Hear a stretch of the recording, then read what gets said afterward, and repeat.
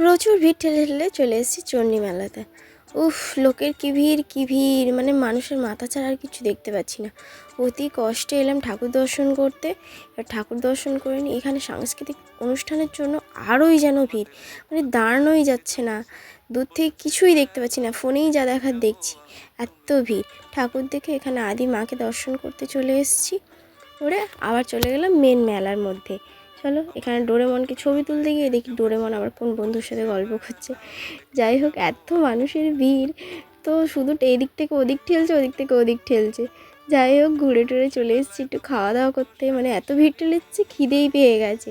তাই চলে এসেছি দুটো ফিশ ফ্রাই নিয়ে খেতে। আগে খেয়ে নিই, তারপর আবার একটু নয় ভিড় ঠেলবো। এত বছর পরে এখানে চণ্ডীমেলায় এসেছি, শুধু ভিড়ই ঠেলেছি, আর শুধু খেয়েছি আর ভিড় ঠেলেছি। কাল মেলার শেষ, তাই ভিড়টা বোধহয় আরও বেশি অতিরিক্ত। দেখো, শুধু মানুষ আর মানুষ দেখতে পাচ্ছি। যত রাত বাড়ছে মেলা যেন আরও ভিড় আরও ভিড়, মানে শীতকালে এত মানুষ কোথায় যে ছিল। এখানে আবার চলে এসেছি বাদাম ভাজা জিলিপি খেতে। চলো আর একটু খেয়ে নিই, এনার্জি চাই তো। এখানে আমার ঘুগনি নিয়ে দাঁড়িয়ে গেছি। চলো, আর এনার্জি নেই, এবার বাড়ির পথে যাওয়া যায়। রাত্রের ঠান্ডাটাও বেড়েছে। এবছরের মতো চণ্ডী মেলা এখানেই শেষ।